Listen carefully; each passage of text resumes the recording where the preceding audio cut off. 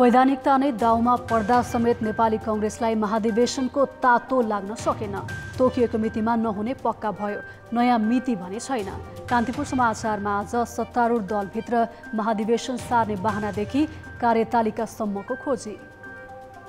नमस्कार, अब मुख्य समाचार। माओवादी केन्द्रका कुलप्रसाद केसी बने लुम्बिनी प्रदेशको मुख्यमन्त्री। 7 सदस्यीय मन्त्रीमण्डल गठन। 8 महिनापछि कांग्रेसलाई सत्ता हस्तान्तरण गर्ने समझदारी। भदौमा तोकिएको कांग्रेस महाधिवेशन सार्ने गृह कार्य। केन्द्रीय कार्य समितिमा नयाँ तालिकाबारे छलफल।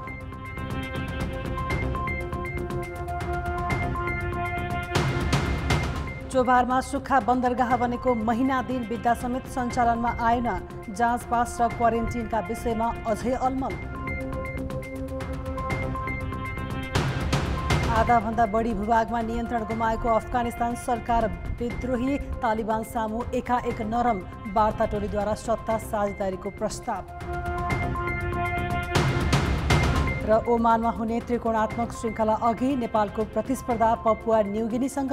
आइसिसीको 1 दिवसीय मान्यतापछि मिति टुङ्गो लाग्ने।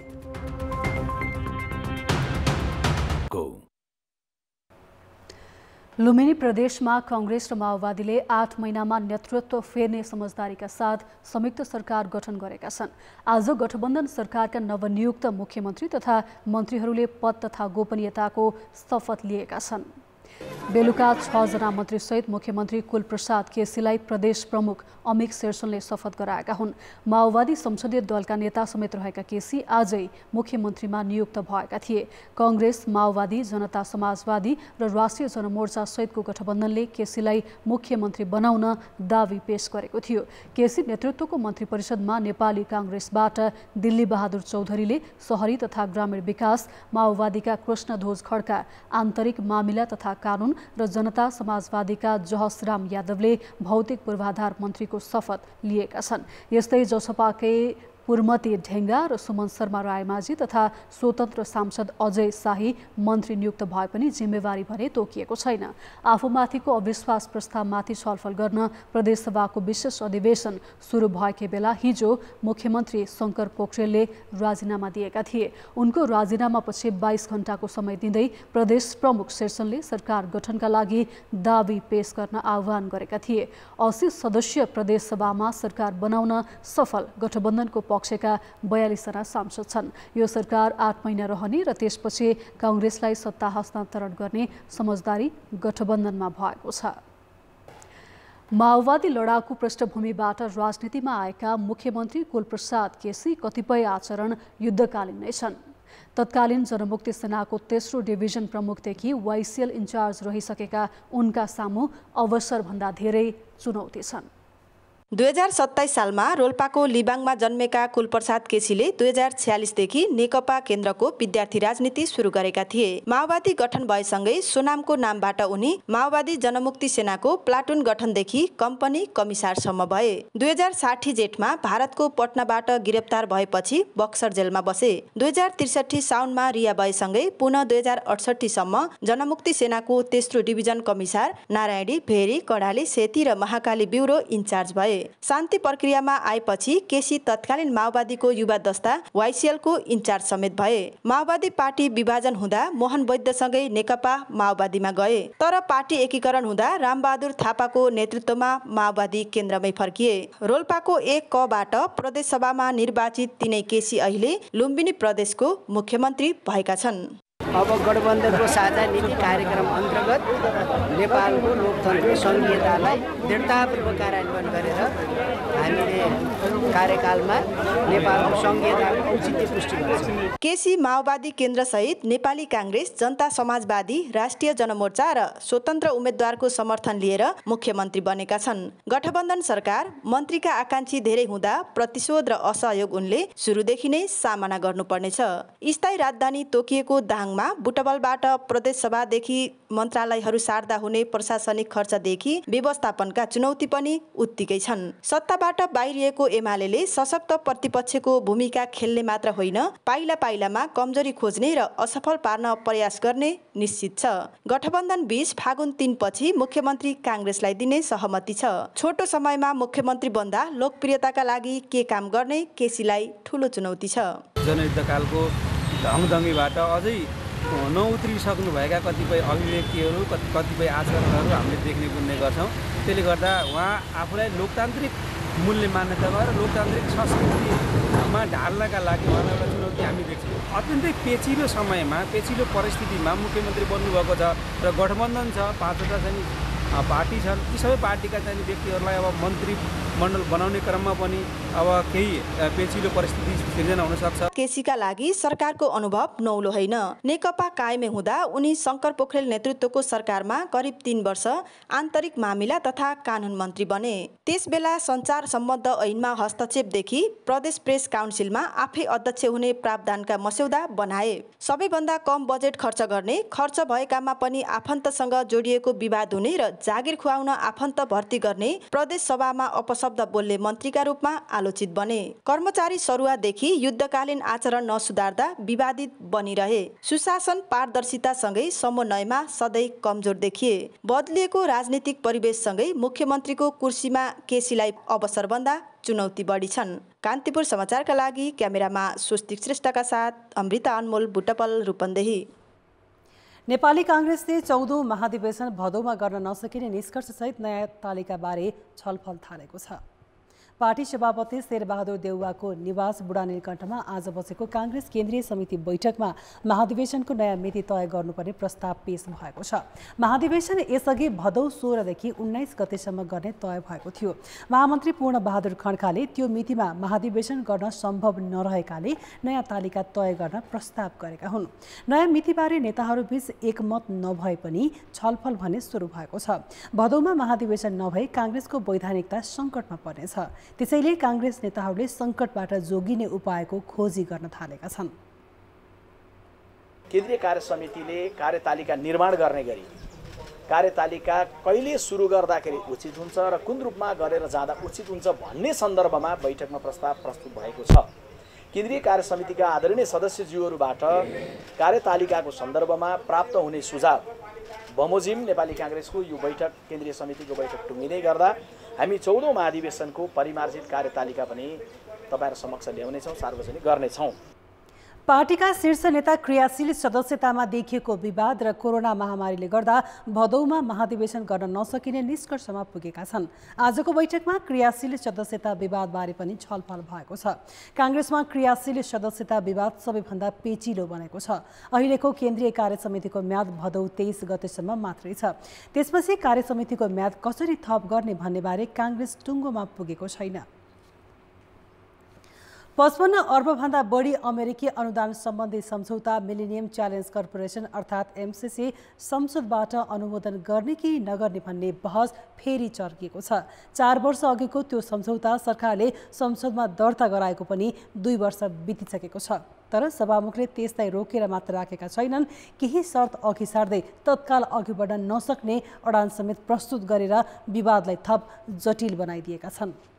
मंगलबार संसदमा प्रतिपक्षी दलका नेता केपी शर्मा ओलीले करिब 1.5 घण्टा भाषण गरे। सत्ता गठबन्धनको न्यूनतम साझा कार्यक्रम एमसीसीमा मौन बसेकामा उनले कटाक्ष मात्रै गरेनन्, सभामुखको भूमिकामा समेत असन्तोष पोखे। उनै सभामुख अग्नि सापकोटाले बुधबार एमसीसी बारे सकी राष्ट्रिय सहमति नभए संसदमा रहेका दल वा त्यो पनि सम्भव नभए कम्तीमा सत्ता गठबन्धनमा एकमत हुनुपर्ने धारणा बाहिर ल्याए। सामान्यतः सरकारले ल्याएका विधेयक वा प्रस्ताव सदनमा प्रस्तुत गर्ने वातावरण बनाउनु सभामुखको कर्तव्य हो। कुनै विवादित विषय छ भने त्यसमा सहमति जुटाउन पनि उनले पहल कदमी लिन सक्छन्, अन्यथा संसदीय अङ्कगणितले नै छिनोफानो गर्नेछ।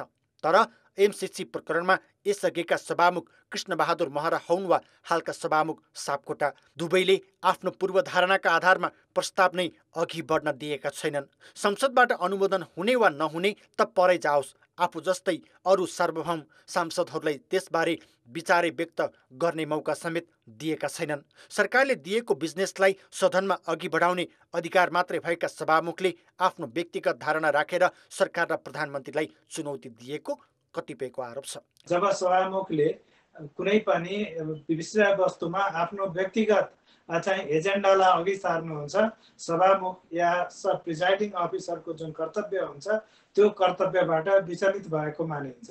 त्यस हुनाले एमसीसी को कुरो भनेको सभामुखको स्टेकको कुरा होइन। सभामुखले सभा मात्र चलाउने हो। उहाँलाई एउटा भ्रम छ सुरुदेखि नै, उहाँभन्दा अघिल्लो सभापतिलाई पनि थियो, सभामुखलाई पनि थियो, उहाँलाई पनि छ कि संसदको नेता म हुँ, मैले चाहिँ साँचो तालचा लिएर बसेको छु। अब सरकार कमजोर प्रकृतिको भएको हुनाले उसले सहनु परेको छ, खप्नु परेको छ। नभए सरकारको एजेन्डालाई विस्थापित गर्ने, त्यसलाई प्रस्तुत हुन नदिने, असहयोग गर्ने सभामुखको बाटो भनेको त महाभियोगको बाटो हो। एमसीसीका बारेमा एमाले र कङ्ग्रेसको धारणा समान जस्तो देखिए पनि माओवादीले विरोध जनाउँदै आएको छ। संयोगवश प्रस्ताव संसदमा पुगेर पनि सदनमा पेश गर्न नदिने सभामुख महरा र सापकोटा दुवै माओवादी पृष्ठभूमिका हुन्। त्यसैले संसदमा स्वतन्त्र भूमिकामा हुनुपर्ने सभामुखमाथि पार्टीबाट निर्देशित भएको आरोप लागेको छ। तर यसलाई माओवादीले भने स्वाभाविक भनेको छ। यो अलिकति सहमति खोजेर जाँदा राम्रो हुन्छ, किनभने गठबन्धनको अहिले सहभागी भएका दलहरूमा पनि यो बारेमा भिन्न भिन्न धारणाहरू छन्। अहिले प्रतिपक्षमा रहेकाहरूका पनि भिन्न भिन्न प्रकारका धारणाहरू छन्। एउटै दलभित्रका पनि सांसदहरूको एउटै धारणा नभएको हुँदाखेरि सहमति गरेर गर्न सक्दा राम्रो हुन्छ भन्ने कुरा उहाँले राख्नुभयो। एमसीसी अमेरिकासँग विश्वास जोगाउने कि मुलुकको हितमा छैन र त्यति पैसा हाम्रा लागि आवश्यक पनि छैन भन्दै पन्छाउने राजनीतिक दलहरूकै हातमा छ। तर एउटा विकास परियोजनालाई लिएर दलहरूबीच लामो समय विवाद हुनु र त्यसमा सभामुख जस्तो तटस्थ भूमिका हुनुपर्ने जिम्मेवार पदाधिकारी पनि अडान लिएर बस्नु भने आश्चर्यजनक छ। कान्तिपुर समाचारका लागि रमेश धमला, काठमाडौँ। समाचारमा पुनः स्वागत छ।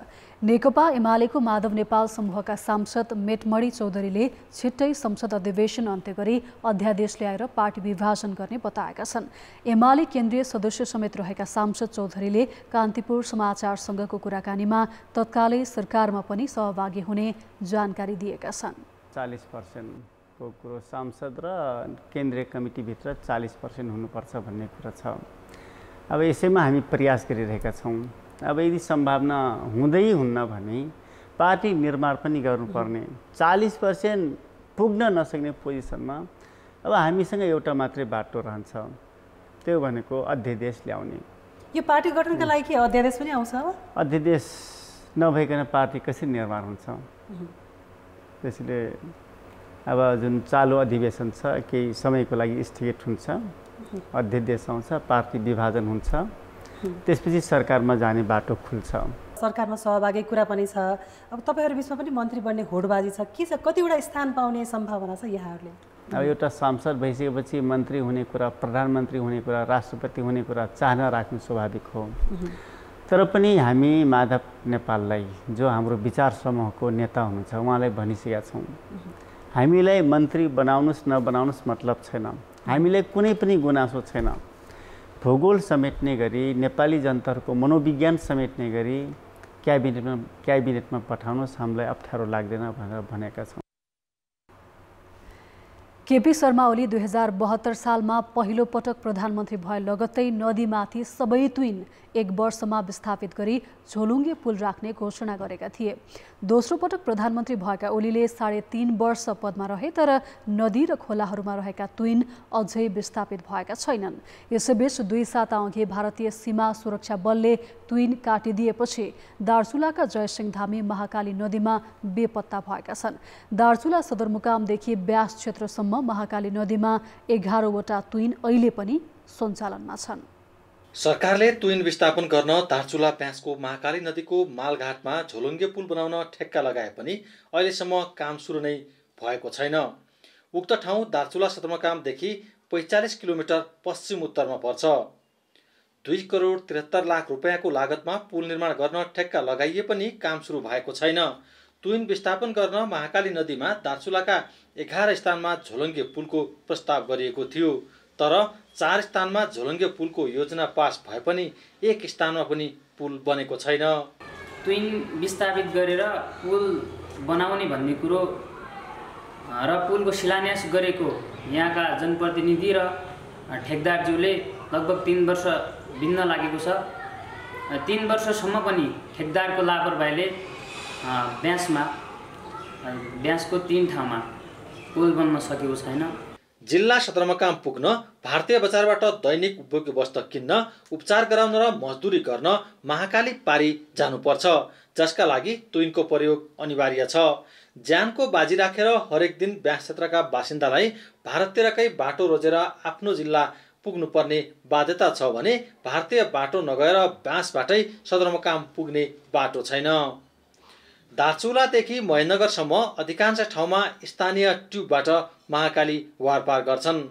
सरकारी कामकाज र बजारका लागि मात्र नभएर दैनिक ज्यालादारी गर्न भारतीय क्षेत्रमा जानेहरूले पनि ट्विनको जोखिम मोल्नुको विकल्प छैन। यदि सङ्घीय सरकारले पुल निर्माणको काम यदि स्थानीय सरकार ब्यास गाउँपालिकाले दिन्छ भने हामी त्यो पुल निर्माण गर्न तयार छौँ। दार्चुला सदरमुकाम भन्दा माथि महाकाली नदीमा अहिले पनि 11वटा ट्विन सञ्चालनमा छन्। हरेक वर्ष ट्विनबाट खसेर ज्यान गुमाउनेको सङ्ख्या पनि ठुलो छ। सरकारले पछि ट्विन विस्थापन गरेर झोलुङ्गे पुल निर्माण गर्ने प्रतिबद्धता गरे पनि अहिलेसम्म पुल निर्माण भएका छैनन्। पुल नबनेकै कारण दार्चुला ब्यासका जयसिंह धामीले ज्यान गुमाउनु परेको हो। उनको अहिलेसम्म शव भेटिएको छैन। केपी शर्मा ओली पहिलोपल्ट प्रधानमन्त्री भएकै बेला देशभरिका ट्विन विस्थापन गर्ने घोषणा गरेका थिए, तर दोस्रो कार्यकालको 3 वर्षमा पनि त्यो काम हुन सकेन। दार्चुला जिल्लामा अहिले पनि एउटा ट्विन पनि हटाइएन। अझै पनि दैनिक ज्यान जोखिममा राखेर ट्विन तर्नुपर्ने बाध्यताको अन्त्य गर्नतर्फ नेपाल सरकारले काम गरेको देखिँदैन। कान्तिपुर समाचारका लागि दार्चुलाबाट मनोज बडोका साथ वरुण पनेरू, टडेलधुरा। आज 2473 जनामा कोभिड देखिएको छ। स्वास्थ्य मन्त्रालयका अनुसार 10,806 जनाको PCR परीक्षण गर्दा 23% संक्रमण पुष्टि भएको हो। एन्टिजेन परीक्षणमा संक्रमण दर 17% छ। 4656 जनाको एन्टिजेन परीक्षण गर्दा 787 जनामा संक्रमण देखिएको हो। आज काठमाडौँ उपत्यकामा मात्र 1133 संक्रमित थपिएका छन्। यसैगरी झापामा 213 र मोरङमा 136 संक्रमित थपिएका छन्। सक्रिय संक्रमितको संख्या 38,000 नाघेको छ। कोभिडका 737 बिरामीको आइसियु र 183 को भेन्टिलेटरमा उपचार भइरहेको छ। संक्रमणकै कारण पछिल्लो 24 घण्टामा 32 जनाको मृत्यु भएको छ। सरकारले अबको 5 महिनामा थप 1,93,000 जनालाई कोरोना संक्रमण हुने अनुमान गरेको छ। प्रतिनिधि सभाको आजको बैठकमा स्वास्थ्य तथा जनसङ्ख्या राज्यमन्त्री उमेश श्रेष्ठले अब थपिने संक्रमित मध्ये 38%लाई अस्पताल भर्ना गर्नुपर्ने र 9,000 भन्दा बढीलाई सघन उपचारको आवश्यक पर्न सक्ने आकलन प्रस्तुत गरेका छन्। उनले अघिल्लो सरकारका पालामा 97 लाख मात्रा खोप भित्रिएको र नयाँ सरकार बनेपछि खोप अभियानलाई तीव्रता दिएको दावी गरे। अहिलेसम्म ल्याइएको 1,08,00,000 मात्रा 45,70,000ले पहिलो र 28,88,000ले दुवै मात्रा खोप लगाएको राज्यमन्त्री श्रेष्ठको भनाइ छ। सरकारले माघ मसान्तसम्म 5,23,00,000 मात्रा खोप ल्याउने लक्ष्य राखेको जानकारी पनि दिए। हालसम्म प्राप्त भइसकेको 1,08,60,170 प्रक्रियामा रहेको खोप 3,36,71,950 जसमध्ये असोज मसान्तसम्म 1,02,00,000 प्राप्त हुने, माघ मसान्तमा 3,23,00,000 थप प्राप्त हुने, माघसम्म आपूर्ति हुने अनुमान 5,23,00,000 जोड खोप उपलब्ध हुनेछ। बैठकमा नेकपा एमालेका सांसदहरूले अघिल्लो सरकारप्रति पूर्वाग्रह राखेको र आफ्नो जिम्मेवारी पूरा गर्न नसकेको टिप्पणी गरेका थिए। अहिले खोप वितरणमा अनियमितता भएको पनि एमाले सांसदहरूको आरोप छ। अर्थमन्त्रीज्यूले प्रस्तुत गर्नुभएको उक्त आलेख सरसर्ती सुन्दा र गहिरो गरी अध्ययन गर्दा अघिल्लो सरकारका कामहरूका बारेमा, अघिल्लो सरकारको बारेमा तथ्यहीन आलोचना र विरोधमा केन्द्रित भएको एउटा आरोप पत्रको रूपमा प्रस्तुत भएको मैले पाएको छु। विगतमा मेयरको घरमा खोप देखियो, काङ्ग्रेसको उपसभापतिको घरमा खोप देखियो, होटलमा खोप देखियो। यसलाई रोक्नको लागि के योजना बनाउनु भएको छ? पछिल्लो बेलामा धनकुटा काङ्ग्रेसको लेटर प्याडमा तपाईँ मन्त्री स्वयंले तोक लगाएर खोप पठाउनु भएको छ। यो बारेमा तपाईँसँग नैतिकताको प्रश्न उठ्छ कि उठ्दैन? तर सत्तापक्षी सांसदले त्यसको प्रतिवाद गर्दै सत्ताबाट बहिर्गमन हुनु परेपछिको आक्रोश संसदमा यहाँ सांसद जनताले चुनेर माननीय बनाउँछन्, माननीयले मन लाग्नेलाई सम्माननीय बनाउँछन्, यहाँ राख्छन्, मन नलाग्नेलाई उता पठाउँछन्। कहिले यता कहिले उता माननीयको सङ्ख्या जसको पुग्छ त्यो यता बस्ने हो।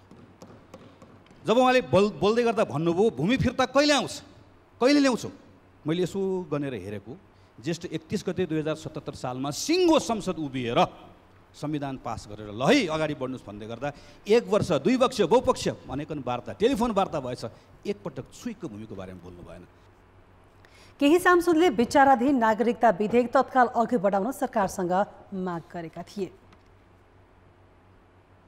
नेपालबाट संयुक्त अरब इमिरेट्स UAE को दुबईमा हुने उडान अनिश्चित भएको छ।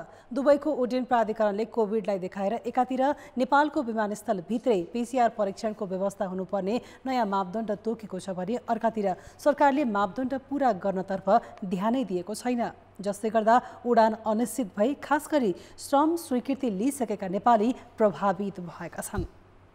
सामान्य अवस्थामा काठमाडौँ दुबई रुटमा हरेक दिन 1000 भन्दा बढीले यात्रा गर्थे। नेपाल वायु सेवा निगमले मात्र सातामा 1500 जति यात्रु बोक्ने गरेको थियो। तर कोभिडले गर्दा यात्रुको ओहोर दोहोर प्रभावित भयो। कोभिडलाई कारण देखाएर नेपाललाई रेड जोनमा राखेको UAE ले साउन 21 देखि दुबईमा उडान अनुमति दियो। यात्राका लागि दुबईमै खोपको पूर्ण मात्रा लिएको, त्यहाँको बसोबास भिजा भएको र र्यापिड PCR परीक्षण नेगेटिभ भएको हुनुपर्ने शर्त तोकिएको थियो। 5 दिनपछि UAE को नागरिक उड्डयन प्राधिकरणले नयाँ सर्कुलर जारी गरी मापदण्डमा कडाई गर्यो। उसले उडानको 4 घण्टा अघि र्यापिड PCR परीक्षण भएको हुनुपर्ने र परीक्षणमा एबोट र्यापिड PCR टेस्टिङ नामको मेसिन प्रयोग गर्नुपर्ने भन्यो। यस मेसिनले 5 देखि 10 मिनेट भित्र नतिजा दिन्छ। एक पटकमा एक व्यक्तिको मात्र परीक्षण गर्न मिल्छ।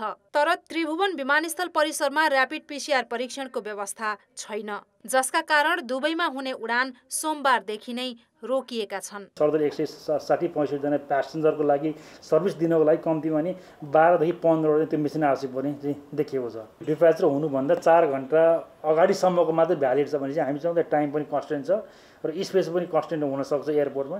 त्यो हिसाबले अलिकति कम्प्लेक्स नै हुन्छ यसलाई। भोलि हामी मन्त्रालयले अथवा गभर्मेन्टले अथवा प्राइभेट सेक्टरले गर्ने भयो भने पनि अलिकति कम्प्लेक्स नै देखिन्छ। सोमबार राति दुबई जान विमानस्थल पुगेका नेपाल वायु सेवा निगम र हिमालय एयरलाइन्सका यात्रुलाई नयाँ मापदण्डका कारण फर्काउनु पर्यो। ती यात्रु अब कहिले उड्न पाउँछन् यकिन छैन। नयाँ मापदण्डपछि रोजगारीका लागि श्रम स्वीकृति लिइसकेका यात्रु अलपत्र परेका छन्। त्रिभुवन विमानस्थलमा दुबईको प्राधिकरणले भनेको जस्तो र्यापिड PCR परीक्षणको सुविधा दिन सक्ने अवस्था छैन। प्राइभेट पार्टी भरपर्दो जसको मेसिन भरपर्दो छ, जस्तो UAE गभर्मेन्टले भोलि मान्यता दिने खाले पार्टीलाई चाहिँ नेपाल सरकारले चाहिँ केही समयलाई चाहिँ राख्न पनि सकिन्छ। भोलि चाहिँ प्राइभेट पार्टीले मात्र दिँदाखेरि विवादको सिर्जना पनि हुन सक्ला। त्यसको लागि चाहिँ आफूले प्रिपेयर गर्ने स्वास्थ्य मन्त्रालयले। तर अहिले चाहिँ रोकिराख्नु चाहिँ भएन, किनभने पेसेन्जरलाई साह्रै गाह्रो भएको छ, कठिनाइ भएको छ। त्यसलाई मध्यनजर गरेर अहिलेलाई केही समयलाई चाहिँ प्राइभेट पार्टीलाई दिएर भविष्यमा चाहिँ स्वास्थ्य मन्त्रालयले राख्दा राम्रो हुन्छ। तर यो निर्णय आज भोलिमै हुनुपर्छ र मैले बुझेसम्म आज भोलिमा निर्णय हुन्छ भन्ने मैले सुनेको छु। प्राधिकरणले छलफल भइरहेको बताइरहँदा स्वास्थ्य मन्त्रालयले 72 घण्टाभित्रको PCR र एन्टिजेन परीक्षणलाई आधार मानेर श्रमिकलाई दुबई जाने व्यवस्था मिलाउन पर्यटन मन्त्रालयलाई पत्राचार गरेको छ। मन्त्रालयले कस्तो पहल कदमी लिन्छ भन्नेमा धेरैको चासो छ। कान्तिपुर समाचारका लागि क्यामेरामा प्रवीण गेवालीका साथमा शर्मिला खनाल, काठमाडौँ।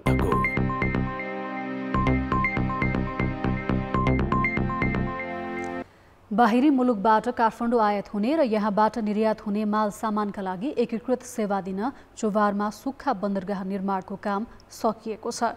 2.5 वर्ष लगाएर निर्माण सम्पन्न भएको बन्दरगाहमा जाँच पास र क्वारेन्टिन के कसरी गर्ने भनेर चाहिँ टुङ्गो छैन। यसै कारण ठेकेदारले निर्माण सम्पन्न गरेर बुझाएको 1 महिना बित्दा पनि यो कहिले सञ्चालनमा आउँछ भन्नेमा सरकारी निकायसँग ठोस जवाफ छैन। अहिले काठमाडौँ व्यापारको मुख्य क्षेत्र भए पनि यहाँ आउने सामानहरू वीरगञ्ज भन्सारमा जाँच गराउनुपर्छ, जसका लागि सवारी साधन 2 दिनसम्म भन्सार नाकामा बस्नुपर्ने स्थिति छ। चोबारमा बनाइएको सुक्खा बन्दरगाह सञ्चालनमा आएपछि कन्टेनर सोझै काठमाडौँ आउन पाउनेछन्। वीरगञ्जमा रोकिनुपर्ने छैन। निर्माण कम्पनीले सुक्खा बन्दरगाह हस्तान्तरण गरेको 1 महिना बितिसकेको छ, जसमा प्रशासनिक भवन, गोदाम, क्वारेन्टाइन भवन र पार्किङ स्थल सबैको निर्माण पूर्ण रूपमा सकिएको छ। तर भन्सार विभागले यस बन्दरगाहमा के कसरी सामानको जाँचपास गराउने र प्लान्ट क्वारेन्टाइन तथा विषादी व्यवस्थापन केन्द्रले कसरी काम गर्ने भनेर टुङ्गो लगाउन सकेको छैन। विभागले अहिलेसम्म यसका लागि आवश्यक कर्मचारी पनि पठाएको छैन। त्यसैले कहिलेदेखि यो सञ्चालनमा आउँछ भन्ने प्रश्नको ठोस जवाब सरकारी निकायसँग छैन। अब यो नेपाल इन्टरमोडल यातायात विकास समिति हामी रेगुलेटरी बडीको रूपमा काम गर्ने भन्ने हो। तर अब चाहिँ धेरै कुरा अनसर्टेन भयो। अब यो चाहिँ अहिलेसम्म हाम्रो चाहिँ यो सुक्खा बन्दरगाहहरू चाहिँ नाका क्षेत्रमा चाहिँ भइरहेको स्थितिमा यो चाहिँ अब देशभित्र छ, त्यो पनि काठमाडौँ उपत्यकाभित्र छ। त्यही भएर यहाँ धेरै कुरा अनसर्टेन पनि छ। त्यही भएर स्ट्रिमलाइन नहुन्जेल चाहिँ नेपाल इन्टरमोडल यातायात विकास समितिले सञ्चालन गर्ने र केही समयपछि चाहिँ यो प्राइभेट सेक्टरलाई दिने गरेर हामीले चाहिँ त्यो सञ्चालन मोडालिटी चाहिँ बनाएको छौँ। बाहिरी चक्रपथ काठमाडौँ तराई द्रुत मार्ग, चीन र भारतबाट आउने रेललाई पनि जोडेर ट्रान्जिट हब बनाउने भनेको यही सुक्खा बन्दरगाहमा अध्यागमन, भन्सार, बैंक तथा वित्तीय संस्था, क्वारेन्टाइन लगायत कार्यालय राखिने भनिएको छ। हिमाल सिमेन्टको करिब 30 करोड रुपियाँ बैंकको ऋण तिरेर सरकारले यो आयोजना अघि बढाएको हो। 350 ट्रक र 600 कन्टेनर अट्ने गरी बनाइएको बन्दरगाहमा विश्व बैंकको 1 अर्ब 80 करोड ऋण लगानी छ। तत्कालका लागि यो बन्दरगाह नेपाल इन्टरमोडल यातायात विकास समितिले नै सञ्चालन गर्ने र करिब 1 वर्षपछि निजी क्षेत्र भित्राउने तयारी छ। यसमा आयात सहजीकरण त छँदैछ, निर्यात प्रवर्धन गर्ने गरी सञ्चालन गर्नुपर्ने जानकारहरू बताउँछन्।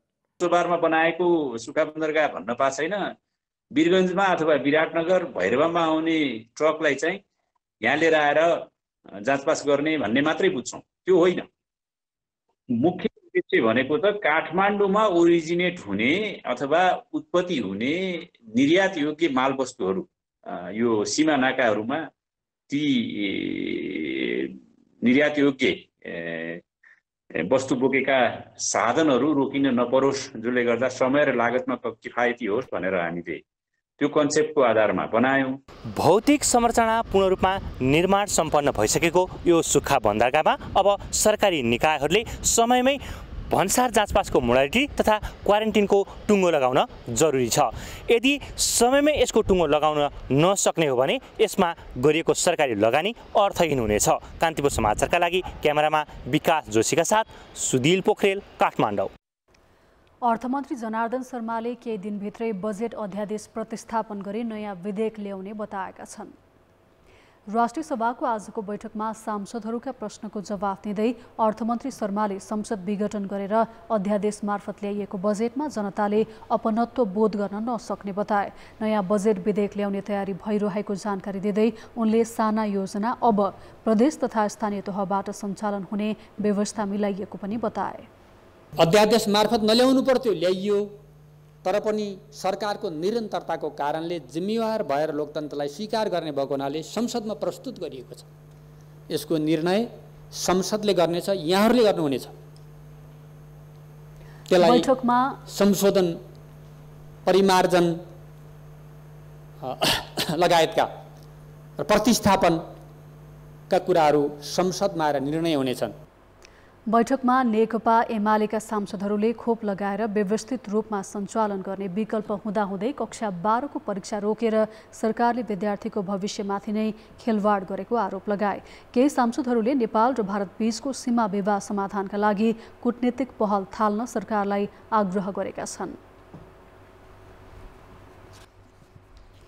शेयर बजार परिसूचक नेप्से अहिलेसम्मकै उच्च अङ्कमा पुगेको छ। परिसूचक 16 अङ्कले बढेर 3179 अङ्कमा पुगेको हो।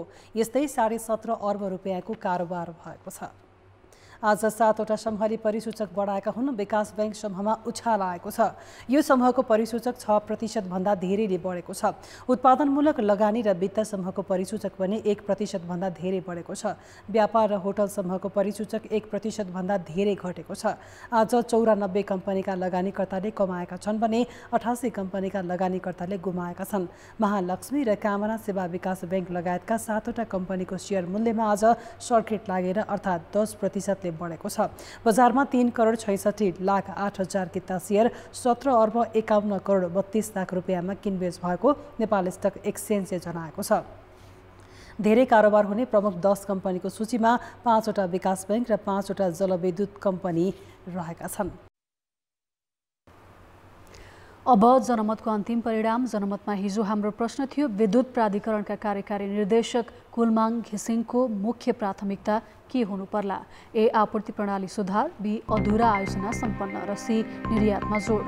जनमतको अन्तिम परिणाम यस्तो छ, ए. आपूर्ति प्रणाली सुधारमा 30%, बी. अधुरा आयोजना सम्पन्नमा 44% र सी. निर्यातमा जोडमा 26%। अब जनमतमा आजको प्रश्न। जनमत हाम्रो प्रश्न छ, निर्माण सम्पन्न भइसकेको सुक्खा बन्दरगाह सञ्चालनमा ल्याउन नसक्नुलाई के भन्नुहुन्छ? ए. सरकारी व्यवस्था, बी. योजनाहीनता र सी. महामारीको प्रभाव।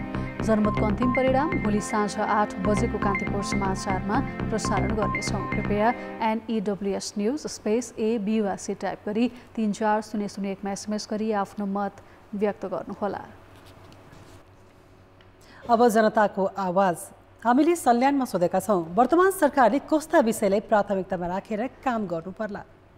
जनताको आवाज। बाढी पहिरो भइरहेको छ, यसलाई चाहिँ उनीहरू चाहिँ उद्धार तथा राहत दिनुपर्छ। हामी नागरिकहरूले चाहिँ खोप चाहिँ पाउनुपर्छ है। ठुल्ठुलो पावरवालाले मात्रै खोप लगाइराखेको छ। शिक्षा, स्वास्थ्य र रोजगारको व्यवस्था गर्नुपर्छ। हामीले चाहिँ आफ्नो स्वास्थ्य सम्बन्धी कसरी सुरक्षित रहन सक्छौँ भन्ने कुरा चाहिँ अहिलेको सरकारले महसुस गराउनुपर्छ। विद्यालय सञ्चालन गर्ने कुरालाई चाहिँ मिलाउन पाएपछि त्यो चाहिँ राम्रो हुन्थ्यो। यो महामारीबाट चाहिँ सुरक्षित गर्नुपर्छ भन्ने मलाई लाग्छ र त्यसपछि अनि विकास र निकासका कुराहरू पछि गर्नुपर्छ। कोभिडको लागि त्यसको लागि ध्यान दिनु पर्यो, अनि जुन दुखी पीडितहरू छन् तिनको लागि ध्यान दिनु पर्यो।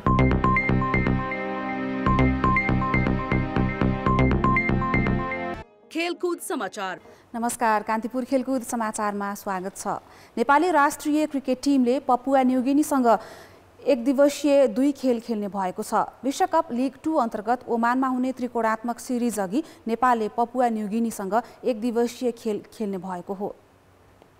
खेल सेप्टेम्बर 5 देखि 10 को बीचमा हुने भनिएको छ। नेपाल क्रिकेट संघ क्यानले पपुवा न्युगिनीसँगको खेलबारे औपचारिक रूपमा जानकारी भने गराएको छैन। क्यानले पपुवा न्युगिनीसँगको दुवै खेललाई एक दिवसीय अन्तर्राष्ट्रिय मान्यता दिन अन्तर्राष्ट्रिय क्रिकेट परिषद ICC समक्ष यसअघि नै प्रस्ताव गरिसकेको छ। एक दिवसीय मान्यता पाउने प्रक्रिया अन्तिम चरणमा रहेको र केही दिनमै खेल हुने मिति तय हुने क्यानका महासचिव अशोकनाथ प्याकुरेलले जानकारी दिए। नेपालले पपुवा न्युगिनीसँग ओमानमा खेल्नेछ। पपुवा न्युगिनीसँगको खेलपछि नेपालले अमेरिका र घरेलु टोली ओमान सम्मिलित त्रिकोणात्मक सिरिज खेल्नेछ। सिरिजको खेल तालिका सार्वजनिक भएको छैन। टाइम्स अफ ओमानले खेल सेप्टेम्बर 13 देखि 20 सम्म हुने उल्लेख गरेको छ। नेपाली टोली अहिले बन्द प्रशिक्षणमा छ। वर्षाका कारण राम्रो तयारी गर्न नपाएकाले नेपाली टिम 2 सातापछि ओमान जाने तयारीमा छ। त्रिकोणात्मक सिरिज कोभिडका कारण यसअघि 2 पटक स्थगित भएको थियो। नेपालले घरेलु मैदानमा 1.5 वर्ष अघि ओमान र अमेरिकासँगको सिरिज खेलेको थियो। त्यसयता नेपालले डिभिजन 2 मा लिग 2 मा पहिलो सिरिज खेल्न लागेको हो। नेपाली राष्ट्रिय फुटबल टिमका मुख्य प्रशिक्षक अब्दुल्ला अल्मुताइरीले एन्फा उपाध्यक्ष पंकज नेमुवाङसँगको विवादबारे छानबिन समिति समक्ष बयान दिएका छन्। राष्ट्रिय खेलकुद परिषदले गठन गरेको समितिले प्रशिक्षक अल्मुताइरीसँग आज बयान लिएको हो। राष्ट्रिय टिमको बन्द प्रशिक्षणका लागि पोखरामा रहेका अल्मुताइरी आजै काठमाडौँ आएका थिए। छानबिन समितिकी प्रवक्ता सुवर्ण श्रेष्ठका अनुसार बयानका क्रममा अल्मुताइरी सकारात्मक रूपमा प्रस्तुत भएका थिए। उनले आफू नेपाली फुटबलको विकासका लागि आएको भन्दै विवादबारे निष्पक्ष रूपमा छानबिन गर्न आग्रह गरेका थिए। समितिले उपाध्यक्ष नेमुवाङ, राष्ट्रिय टिमका कप्तान किरण चेम्जोङ र घोडचडी सङ्घका अध्यक्ष रविराज कर्णिकारसँग पनि आजै बयान लिएको छ। बयानपछि अल्मुतारीले सञ्चारकर्मीलाई छोटो प्रतिक्रिया दिँदै सकारात्मक नतिजाको आश गरेको बताए। नेमुवाङले विवाद परिषदसम्म पुग्नु एन्फाको असफलता भएको प्रतिक्रिया दिएका छन्। अल्मुतारीले सामाजिक सञ्जाल मार्फत उपाध्यक्ष नेमुवाङका कारण राजीनामा दिने घोषणा गरेपछि विवाद सतहमा आएको थियो। यो विवादमा एन्फाले कार्यसमितिको आकस्मिक बैठक राखेर समाधानका लागि युवा तथा खेलकुद मन्त्रालयलाई गुहारेको थियो। मन्त्रालयको निर्देशनमा राखेपले पुरेन्द्र विक्रम लाखेको संयोजकत्वमा 7 सदस्यीय छानबिन समिति बनाएको थियो। समितिले एन्फा अध्यक्ष कर्मा छिरिङ शेर्पा सहित 14 जनाको बयान लिएको छ। सोमबारसम्म प्रतिवेदन बुझाउने समितिकी प्रवक्ता श्रेष्ठले जानकारी दिइन्। मिडफिल्डर विक्रम लामाले ए डिभिजन क्लब 3 स्टारसँगको सम्झौता नवीकरण गरेका छन्। राष्ट्रिय टिमका खेलाडी विक्रमले 3 स्टारसँग लगातार 12औं वर्ष सम्झौता गरेका हुन्। 3 स्टारले आज सामाजिक सञ्जाल मार्फत विक्रमसँगको सहकार्यलाई यो सिजन पनि निरन्तरता दिने जानकारी दिएको छ। विक्रमको 12औं वर्षको नवीकरणलाई 3 क्लबले आज 12 अगस्तको अपराह्न 12 बजेर 12 मिनेटमा सार्वजनिक गरेको थियो। सम्झौता 1 वर्षका लागि नवीकरण गरिएको हो। क्लब र राष्ट्रिय टिममा 12 नम्बरको जर्सी लगाउँदै आएका विक्रम 4 वर्षदेखि 3 स्टारको कप्तानको जिम्मेवारीमा छन्। 3 स्टारलाई एकपटक ए डिभिजन र एकपटक राष्ट्रिय लिग जिताएका उनले क्लबलाई आफ्नो घर भनेका छन्। उनी खुट्टाको शल्यक्रिया गराएर 2 महिना अघि कतारबाट फर्किएका थिए। अहिले राष्ट्रिय टोलीको बन्द प्रशिक्षणका लागि पोखरामा छन्। ए डिभिजन लिग कार्तिक 29 गतेदेखि गर्ने तालिका छ। नेपाल फिफा वरियतामा 3 स्थान माथि उक्लिएको छ। फिफाले आज सार्वजनिक गरेको वरियतामा नेपाल 168औं स्थानमा उक्लिएको हो।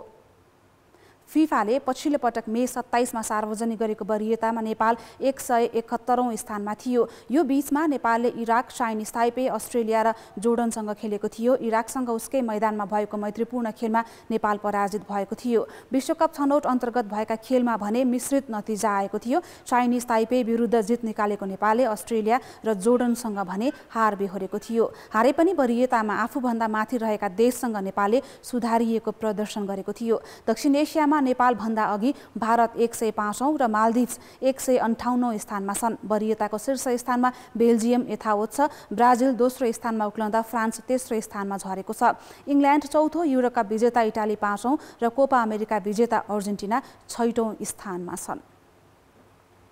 खेलकुद समाचार अहिलेलाई यति नै। अब मौसम सम्बन्धी जानकारी।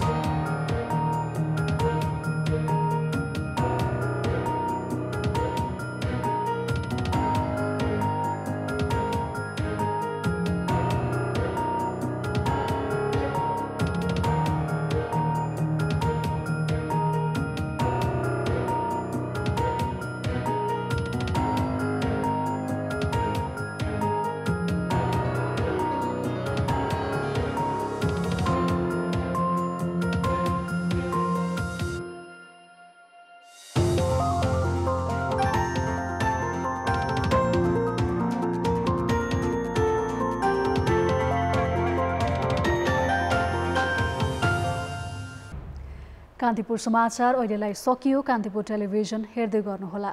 नमस्ते।